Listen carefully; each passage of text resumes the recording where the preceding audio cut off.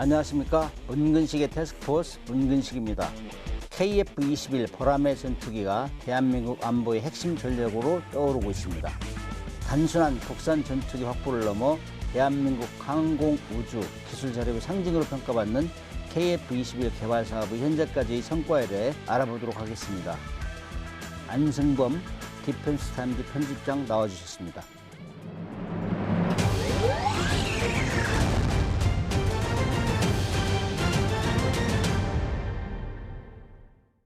반갑습니다. 네, 안녕하십니까 교수님.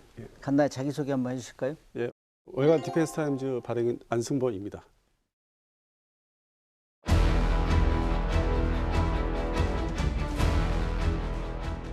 편집장님은 뭐 너무 유명하실 소개 안 해도 뭐 다 아실 겁니다. 요즘 KF-21 한국 사람이면 KF-21 모르면은 간첩이라 할 정도로 그 유튜브나 방송에는 엄청나게 조회수가 많이 나와요. 그래서 다른 뭐 무기보다는 다른 K방산 무기체계 뭐 여러 가지 있는데 KF-21의 어떤 그 매니아층은 상당히 넓어지고 있습니다. KF-21이 지금 항공 우주 기술을 자립을 위한 핵심 프로젝트라고 이제 평가받고 있는데 방산 분야에서는 어느 정도 위치고 어떻게 이제 역할할 건지 그거 좀 한번. 뭐 간단히 말씀드리면 현재 K방산이 폴란드 중심으로 이제 이루어지고 있는데 그 첫 번째 KT 전차, 그다음에 K9 자주포, 그다음에 세 번째 FAOC 경전투기죠. 거기까지는 잘 진입해서 이제 자리 잡고 있는데 그 다음이 이제 차세대 먹거리 K방산의 이제 먹거리가 되려면은 역시 새로운 그 품목 물건이 이제 등장해 줘야 되는데 KF-21이 있고 그다음에 이제 잠수함 수출이 있죠. 그래서 상당히 이제 좀 중요한 그 포지션 위치를 지금 차지하고 있고 기대가 되고 있죠. 무엇보다도 양산, 그러니까 초도기 실전 전투에 투입할 수 있는 초도기가 내년 26년 말에 나오는데 실제적으로는 2027년부터 이제 이 전투 비행단에 뭐 한 4대, 6대 이렇게 배치가 인도가 되면은 강릉 비행단이거든요. 그러면 이제 이게 수시로 볼 수 있고 특히 무기 매니아 중에서 이 사진을 또 겸해서 하는 분들이 있어요. 그분들이 이제 가서 자주 찍어내면은 확산이 자연스럽게 되고 접근성이 아주 용이해지면서 그때 본격적으로 이제 서로 이제 세일즈가 오가고 정보, 기본 정보를 달라고 한다든지 그래서 이제 시작이다. 그리고 차세대 먹거리도 이제 나서는 상황이다. 그러니까 폴란드를 시작으로 해서 K9 자주포, KT 전차, FA-50 공격기가 선발대라면 그 후발 주직으로 이제 KF-21 등장하고 있다. 이런 얘기를 할 수 있겠네요. KF-21이 4.5세대 전투기라 이렇게 불리는데 사람들은 잘 몰라요. 1세대가 뭐고 2세대가 뭐고 우리 족보도 잘 모르는데 그 1세대부터 한 6세대까지 또 4.5세대는 뭐냐 이거 설명 간단히 한번 해주세요. 1세대는 이제 그 안에서도 두 종류가 있는데 그 2차 대전 종전되자마자 제트 전투기가 이제 일반화되기 시작하거든요. 영국에서 막 대량 생산을 하면서 외형상으로 보면 제트 엔진 이제 그 속도를 내지만 소리도 그렇고 날개가 그냥 이거예요. 수직 직각으로. 그러니까 2차 대전 전투기처럼 이제 일직선의 프로펠러 때 전투기처럼. 근데 이제 6.25 전쟁이 이제 발발하면서 50년대 연말 12월 달에 이제 북한, 지쪽 중공이나 북한, 뭐 소련이죠. 그 신의 전투기로 해서 미그 15를 투입을 합니다. 부대별로. 근데 날개가 뒤로 이제 젖혀요. 뒤로 후퇴. 네, 후퇴. 그게 이제 1세대 전투기 특징이에요. 그리고 속도는 이제 시속 1000km대, 1100. 그러고 나서 이제 6.25 전쟁이 휴전이 되자마자 미국에서는 바로 2세대 전투기로 넘어갑니다. 실전 배치가 슈퍼 세이브라는 이제 초음속 전투기. 초음속 2세대. 근데 이제 그것도 그 당시 55년도 기준인데 초음속이라고 해봤자 마 1.3. 뭐 그렇게 뭐 확연하게 속도가 나는 것도 아니었어요. 근데 음속을 돌파했다고 그래서 그리고 두 번째로 이제 전술핵을 투발할 수 있는 적진 들어가서 그게 이제 미국 중심의 그 센츄리 시리즈 전투기의 중심인데 뭐 100, 101, 102 뭐 이렇게 숫자가 나가요. 근데 그게 이제 대표적인 2세대가 되고 3세대는 이 전투기에다가 레이더, 성능 좋은 레이더를 탑재해서 뭐 중거리 공대공 미사일, 뭐 반자동, 세미 액티브로 하는 그걸 탑재해서 제공권을 장악해보자. 3세대 전투기의 대명사가 F4 팬텀. 그러고 나서 이제 그게 베트남전에서 뭐 나름대로 활약을 하고 했는데 뭐 4세대를 준비합니다. 베트남전 마무리 단계 60년대 말에. 대표적으로 4세대 전투기는 현재 우리가 알고 있는 F-16 전투기. 개량하지 않은 F-16. 그래서 이거는 레이더 시스템이나 공중 기동 성능이 이제 뭐 디지털화 돼가지고 이제 그때부터 화면이 등장하죠. 헤드업 디스플레이 뭐 이런 것들. 그래서 그게 이제 디지털화되고 조종 장치가 이제 자동으로 이렇게 전기식으로 이제 조정 컨트롤할 수 있는 거, 유압이 아닌. 이게 4세대의 어떤 특징이고 그게 대표 선수가 F-16 베스트셀러죠. 뭐 5세대는 뭐 다들 아시다시피 F-35, 스텔스. 네, 스텔스 전투기 F-35와 F-22 이렇게 해서 이제 다 혼재돼서 못 사는 나라들에서는 아직도 3세대를 써요. 주력 전투기로. 그게 이제 북한이 같은 미그 21. 대한민국은 이제 4세대 전투기가 좀 일부 남아있죠. 거기서 우리 KF-21이 이제 어느 위치냐면은 이제 블록 1 최초의 이제 40대 만드는 이것은 4.5세대. 근데 외형은 스텔스예요. 그럼 왜 그렇게 했냐면은 5세대를 이제 개발하기 위해서 이 껍데기부터 설정을 해야 돼요. 함부로 이 껍데기 뭐 만들어 이제 디자인 변경이 안 되니까. 그다음에 내부 무장창에 관련된 그 5세대 기준이죠. 그것도 이미 이제 품고 있어요. 공간이 있어요. 나중에 뜯어서 뭐 이렇게 뭐 재설계 뭐 하여튼 뭐 개조를 해야 되는 건 있는데, 그래서 그거 준비를 하는 게 KF-21이기 때문에 이게 상당히 어떤 의미가 있죠. 이 진화를 미리 염두에 두고 개발을 이제 막바지에 와 있고 양산도 앞두고 있고.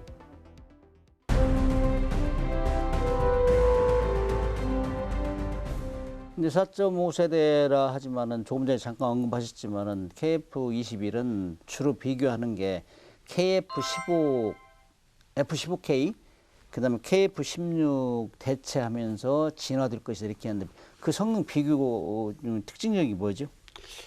KF-16 현재 전자주사시 레이더 중심으로 개량은 되고 있는데, 이 대한민국 공군이 보유하고 있는 기존에 이제 그 개량 안 된 거나 개량된 거나 문제점이 다들 좀 얘기를 잘 안 하는 게 정밀 공대지 그 미사일, 소위 장거리 한 200km 정도 이렇게 쏴서 지상 타격할 수 있는 미사일이 대한민국 공군에는 접목이 안 돼 있어요. 그게 빈약한 부장이 사실은. 그리고 이제 시대가 가면 갈수록 기체가 이제 노화되는 거. 이게 아무리 전자 장비를 개량했어도 또 몸 자체는 또 노화되니까 별도의 사업을 또 해야 되고, 뭐 기골 보강 사업을 돈을 따로 들여서. 그러다 보니까 이제 뭐 공군에서는 아예 그냥 새 기종을 국산을 빨리 도입을 하자. 그런데 엄밀히 말해서 KF-21은 97년도 IMF 시절 때 그 당시 삼성항공, 지금 카이의 전실인 삼성항공에서 이미 기획이 돼 있었어요. 그래서 그 당시에 보도 자료를 이제 제가 가지고 있는데 이미 그 T-50의 발전형이 F-50에 이어서 KF-X라고 해서 준비는 뭐 상당히 이게 장기적으로 준비된 겁니다, 사업이. 그래서 장기 계획이었었고 결국 KF-16의 한계는 이미 드러나고 있다고 봐야 되고, 미국에서 결정적으로 이 장거리 공대지 미사일을 안 팔아요. 계속. 그래서 타우러스를 이제 도입을 하게 되는데 플랫폼은 또 F-15K에 달게 되고, 그건 또 500km 날아가는 거고. 그래서 이 KF-21이 중요한 게 처음 초기에 40대는 공대공 임무에 특화되어 있지만 블록 2부터는 장거리 공대지, 국산, 장공지, 아주 그거는 특화된 거. 그게 이제 타격력의 핵심이 그거죠. KF-21? 네. 21이 그 시험 비행만 하면은 뭐 계속 뉴스에 나오잖아요. 네, 많이 나오죠. 지금까지 여러 가지 시험을 했는데 어떤 시험을 했습니까? 아니, 전투기 개발은 뭐 공중전에 대한 거, 레이더 가동, 공중전 수행하는 거는 뭐 미티어, 장거리 미사일, 그다음에 독일제 IR, IST 단거리 미사일은 다 이제 투발을 해봤어요. 그다음에 지상 타격도 한 번 다 해봐야 되고, 일단 시연을 처음 초기에부터 해봐야 되는데, 더 정밀 개발은 나중에 블록 2 이제 직전에 다 끝내겠지만은 이게 지금 개발 단계에서 무사고, 무엇보다도 사고가 없었던 게 전 세계 전투기 개발사에서 보면은 사실 어떻게 보면 전례가 없어요. 지금까지 시험 안 든 게 뭐죠? 아무래도 이제 지상 정밀 타격이 지상 레이더를 정밀 타격. 사용해서, 레이더를 예, 사용해서 그다음에 뭐 침투 비행이라든지, 자기가 포착해가지고 쏘는 거. 예, 정밀 조준해서, 그래서 정밀 조준하고 이제 지상 뭐 적어도 비행하는 거, 그런 세부적인 블록 2에서 필요한 게 아마 지금 뭐 이제 올해부터라도 이제 시작이 돼서 내년까지는 끝나야 되는 과제가 있죠. KF-21이 또 유명해진 거는 인도네시아하고 공동 개발한다고 이거 뭐 돈이 왔다 갔다 하고 공동 자금이 그게 한참 시끄러웠었는데 그게 무슨 문제이며 지금은 다 해결됐는지 이걸 궁금해 하던데. 실제로 해결 안 됐죠. 버려야 되는 상황이죠. 사실은 이제 인도네시아 자체 그도 역시 기본적인 항공 산업이 있어요. 수송기를 해봤기 때문에 개발도 하고요. 자체 면허 생산도 해봤고, 기본적인 이제 항공기 어떤 개발과 제작은 알고 있는데 그건 수송기이기 때문에 개통이 틀려요, 전투기하고. 그렇죠. 그래서 이제 그들이 우리하고 합작을 하겠다는 게, 했었다는 게 전투기를 한번 이제 개발을 참여를 해서 기술을 배우고 싶은.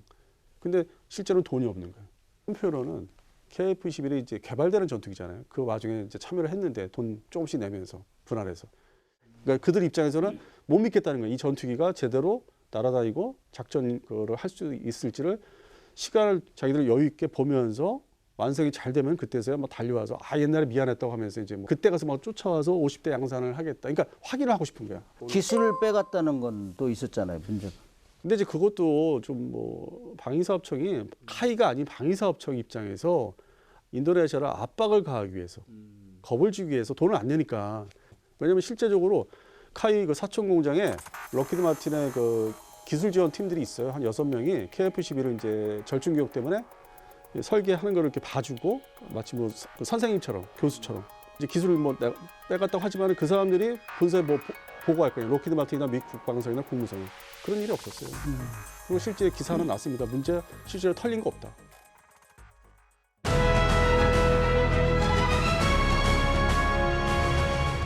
아무튼 뭐 KF-21은 아직 다 시험병도 끝나지 않았는데 살려고 하는 나라가 많이 늘어나고 있다면서 잠정 구매국이 뭐 어디 있죠? 근데 실제적으로 그것도 나라를 이렇게 숫자로 따지면은 K9 자주포가 지금 11번째 이제 대상국까지 올라가 있고 뭐 에스토니아가 그렇죠. 또 추가로 네. 발주한다 이제 했잖아요. 그러니까 나라로 따져야 되는데 그래서 이거를 이제 KF-21 전투기에 적용을 해보니까 일단 1차적으로 동남아시아 그러니까 인도네시아가 저렇게 속을 새기니까 동남아시아에서 대체 국가 가까운 나라에서 그 이제 필리핀으로 등장하고 있고 그 다음에 이제 말레이시아는 인도네시아와 경쟁을 하기 때문에 인도네시아가 저 50대를 뭐 할 수 있다 하면 똑같은 전투기 사야 되는 거예요. 그래서 말레이시아가 어쨌든 KF-21에 진입을 할 것이다 도입을. 그리고 이제 태국은 이제 상황 봐서 그래서 동남아시아가 1차인데 이제 기사가 난 게 있습니다. 필리핀 공군이 그러니까 미 국방부에서 F-16을 20대를 판매하기로 승인을 했다. 근데 최종적으로 미 의회 승인이 나야 된다. 그러면 이게 KF-21이 못 들어가는 거잖아요. 안 되는 거잖아요. 그냥 이렇게 봤을 때. 근데 그게 아니고 카이 쪽에서 이제 싱가포르 에어쇼나 말레이시아 DSA 방산전시회 때 얘기를 들어보니까 가서 그 필리핀이 그래도 인도네시아보다 이게 좀 충실하대. 국방비 쓰는 게. 40대의 그 별도의 멀티롤 MRF 사업이 있는데 이게 F-16 그 전투기로 가는 게 아니라 거기서 안에서 나눠서 카이의 KF-21 뭐 블록 1이 됐든 2가 됐든 거기에 따로 준비되는 게 있고 생각하는 게 있고 영업도 많이 했고 그 절반이 이제 미국의 F-16. 근데 KF-21이 내년 연말에 그 완전 양산기가 드디어 눈에 볼 수 있게 나오느냐 비행하느냐 실전 부대에서. 그러니까 필리핀 공군의 입장에서도 국방부 입장에서도 지켜봐야 되는 거예요. 근데 사실 동남아는 그런 소유가 있어도 불안한 것 중에 돈은 빌려줘도 또 받을 수가 없는 상황. 인도네시아가 대표적인 케이스인데 돈도 못 받는 이런 상황이 있게 참 두려워요. 근데 이제 세계적인 전투기 수준에서 보면은 이제 탑 티어에 들어가느냐 이런 차원에서 보면은 F-22는 막 원탑이잖아요. 그렇죠, 원탑이죠. 예. 그다음에 F-15K하고 라팔 뭐 이렇게 나가는데 그런 정도의 이제 어떤 탑 5 안에 들어갑니까? 세계적으로 볼 때 한 탑 10에 들어갑니까? 아무래도 뭐 지금 말씀하신 대로 5세대 전투기가 존재하지 않습니까? F-22, 35, 뭐 중국의 J-20, 뭐 J-35도 나온다 그러고 그다음에 러시아의 Su-57도 있고. 그럼 5세대 전투기 일단 5개잖아요. 그럼 거기 일단 거기는 빼고 그러면 탑 10에 들어가겠네. 탑 10으로 또 돼야 되는 게 지금 이 F-15K 얘기하시지 않습니까? 그건 이제 아주 헤비급 전투기예요. 그래서 포켓기 개념으로 크잖아요. 네, 사이즈도. 그렇지. 뭐 스텔스는 아니지만. 그리고 이제 그 등급들이 F-15K, 뭐 라팔, 유로파이터 있는데 얘들은 스텔스하고 좀 거리가 좀 있잖아요. 이렇게 보면은 이제 그건 폭장량 문제 때문에 항속거리나 이제 성능이 별다른 성능 문제 때문에 KF-15는 좀 별도로 좀 봐야 되는 거죠. 스웨덴 그리펜 있잖아요. 그거는 우리하고 비교해서 어느 정도? 걔는 사실 뭐 슈퍼 그리펜도 있어요. 뭐 레이더 교체해서 A사 레이더. 그래봤자 F-16V급이에요. F-16V. 그러니까 F-16V 전투기 A사 레이더 다 장착한 슈퍼 그리펜도 그런 불에 들어가는데 일단 외형을 보시면은 슈퍼 그리펜이나 F-16V가 말 그대로 이 껍데기가 뭐 스텔시하게 보입니까? 근데 우리 KF-11은 이거 스텔스 전투기야? 우리 처음에 봤을 때 빨리 지금 또 블록 2로 넘어가야 되는 과제는 있지만은 2028년도면은 슈퍼 그리펜하고 F-16V가 뭐 부러울 게 아무것도 없다는 거. 되레 시장에서는 이제 그거를 이제 약간 이제 배척하고 지금 시작된 게 스웨덴의 슈퍼 그리펜을 이제 그렇게 좀 열애시키는 쪽으로 가고 있어요. 2028년 지나고 29년, 30년 되면은 결국 KF-21에 대한 어떤 찾는 뭐 이렇게 정보 제공을 해달라는 데가 늘어날 수밖에 없다. 어떤 면에서는 항공기 이제 그만 비싼 비행기 만들 필요 없어. 무인기로 다 해결하는데 뭐 이런 얘기도 있는데 거기에 대해서는 어떻게? 그러니까 대표적으로 이제 그 얘기를 미국에서 나왔지 않습니까? 그거는 대표적인 업체가 실행 업체가 안드릴 그 무인기. 그러니까 이 국면 전환을 시키고 싶은 거예요. 새로운 정권에서 정부에서. 그 동안에 군산복합체라고 해서 미국의 50년대부터 이어진 뭐 록히드 마틴, 보잉, 뭐 노스럽 그라마 그게 기존 기득권을 깨고 싶은 거예요. 근데 지금 우크라이나 전쟁에서 또 최근에 소식이 전해진 게 이 1인칭 시점, 그 무인 드론, 자폭 드론이 잘된 영상만 전체 전쟁터에서 잘된 영상, 성공한 영상만 자꾸 보여주는 거다 똑같은 거로. 확률이 그렇게 많지는 않은데 네, 많지 않은데 20%가 나왔어요. 20%. 네, 전체 전선에서 성공률이. 그럼 조정하기 어렵다고. 그러니까 모든 무기 체계를 그 갖추고 있어야 되는 거예요. 장르가 아파치 그것도 필요하고 이 무인기도 자폭 드론도 필요하고. 그러니까 점점 이게 대한민국 국군도 이 보유해야 되는 그 장르, 무기 장르가 늘어나는 거지. 이게 뭐 특정 무기에 의존해서 전쟁을 장악할 수 없는 거예요. 우리는 하이로빅스 고가도 운용하고 네. 그다음에 위인기도 네, 하고 네, 이런 전술을 가야 되지 않을까 그런 생각을 해봅니다. 네, 맞습니다. 네. 지금 뭐 미국, 중국, 러시아, 일본까지 뛰어들어가지고 6세대 전투기를 개발한다 많이 매스컴에 회자되고 있는데 6세대 전투기 특징이 뭐죠? 아, 여러 가지 많습니다. 뭐 이렇게 컴퓨터에서 뒤져보면은 그 검색하면은 뭐 15가지 되는데 가장 핵심적인 거는 역시 5세대가 완벽한 스텔스가 아니기 때문에 6세대는 완벽한 어느 방향이든 어느 상대방의 주파수 레이더 온갖 종류의 레이더로 탐지를 뭐 해도 그걸 다 피해갈 수 있는 그게 최종 목표예요. 6세대는 그게 핵심이고 그리고 빨리 뭐 도망가고 뭐 초음속 슈퍼크루징의 어떤 기능을 유지하는 거 오랜 시간 그리고 무슨 고성능의 뭐 미사일들은 뭐 HPM 미사일이든지 극초음속 미사일은 그건 후자예요. 그래서 사실은 이제 궁극적으로는 미국의 F-47이라는 게 6세대라고 할 수 있고 중국의 그 지금 J 시리즈 뭐 36기가 52가지가 있는데 기존의 J20 전투기가 스텔스 성능이 상대적으로 F-35나 F-22에 비교도 안 떨어지고 그래서 그거를 완성을 시켜야 되다 보니까 엔진도 뭐 3개다 그다음에 수직 꼬리 날개 없앤다 그 스텔스도 성능을 더 확보해야 되니까 몸부림을 치는 거예요 지금 뭐가 지금 대두가 안 되고 있냐 미국에서 발표했는데 그 6세 전투기가 끌고 다니는 그 무인 스텔스 전투기 그게 지금 정식 제식 기호가 나왔어요. YFQ-44A하고 42 두 가지가. 아, 유인 전투기가 무인 전투기에 지휘한다 이거죠. 그러니까 미 공군에서 둘 중에 경쟁시켜서 정식으로 이제 사겠다는 거예요. 그럼 우리나라 뭐 각종 전시회나 뭐 유럽의 전시회 보면은 모형들은 많이 나와요. 중국도 그렇고 일본도 그렇고. 근데 거기서 채택된 거는 현재 이겁니다 하는 게 없는데 미국은 이제 한 발짝 뗐어요. 이건 내가 둘 중에 하나 골라 채택할 거야. 데리고 다닐 거야. 6세대가. 그러니까 이게 실제로는 현실적으로 미국이 지금 앞서가는 거죠.